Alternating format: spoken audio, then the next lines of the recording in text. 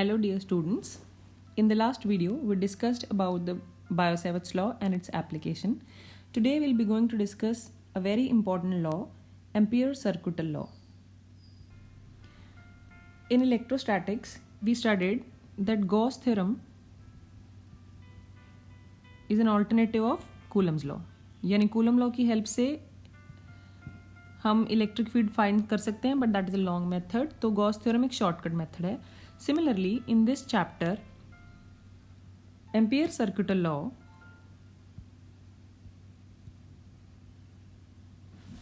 is the alternative of Biot-Savart's law. It is applicable to the symmetrical bodies. जैसे Gauss theorem में हमें close loop की ज़रूरत पड़ती थी, सिमिलरली एम्पियर सर्किटल लॉ में भी हमें एक क्लोज लूप की ज़रूरत पड़ती है, which is known as Amperean loop.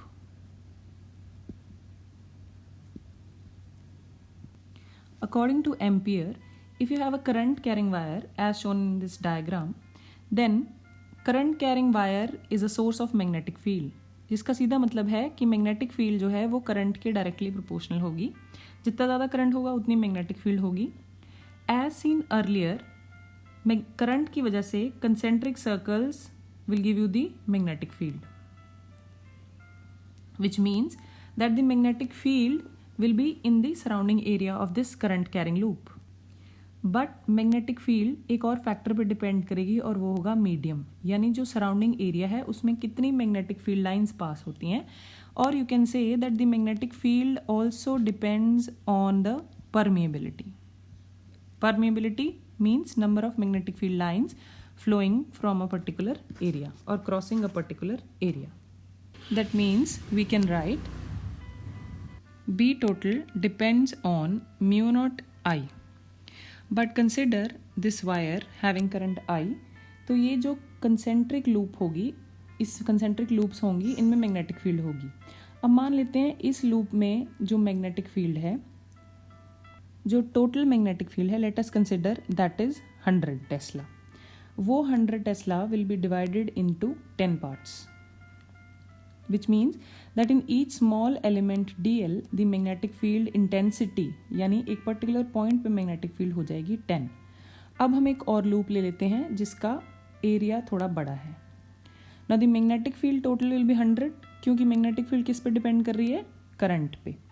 अब यही डिवाइड हो जाएगी क्योंकि जैसे जैसे हम करंट कैरिंग वायर से दूर जाएंगे मैग्नेटिक फील्ड कम हो जाएगी. So let us consider the intensity has reduce to 5, which means now this is divided into simple portions which will be having, कितने पोर्शन हमारे पास बन जाएंगे? 20, क्योंकि 20 into 5 again give you the total magnetic field.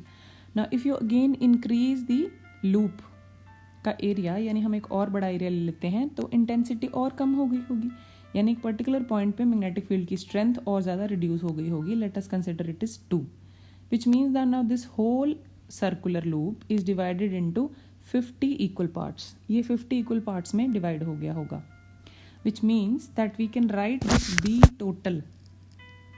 अगर हमें intensity point find करनी है एक पॉइंट पे, तो हम लिखेंगे B total upon the total length. ये हमें क्या मिल जाएगी? Intensity at a particular point. Or we can write B total as B into the total length. But total length जो है वो कैसे लिखी जा सकती है? It can be written as integral the closed loop. यानी हमने इसको लिखा था B into the total length, पर वो total length हमें मिल सकती है छोटे छोटे parts dl को इंटीग्रेट करके for the closed loop. So the statement of the Ampere-Circuital law says that the line integral of the magnetic field around any closed path, किसी भी क्लोज्ड पाथ के अराउंड मैग्नेटिक फील्ड फाइंड करनी हो, then it is always equal to mu naught times the total charge, total current enclosed by the loop. यानी हम इसके surrounding में magnetic field find कर सकते हैं by integrating for the closed loop over its length. Now if you have, there is a sign convention and that sign convention is given by right hand rule. Yani, if you have the fingers of the right hand are curled in the sense the boundary is traversed, you can see, you use your right hand and you can see कि जो curl of the fingers है, if you put it like this, तो जो current I1 है that will be the direction of your thumb. तो जो current thumb की direction में होगा that will be taken as positive and जो उससे ऑपोजिट होगा that will be taken as negative. So you'll write the Ampere's law as B dot dl is equal to mu naught times, because in this case you have two values of current. So you'll write I1 as positive and I2 as negative. So you'll get the total value of current.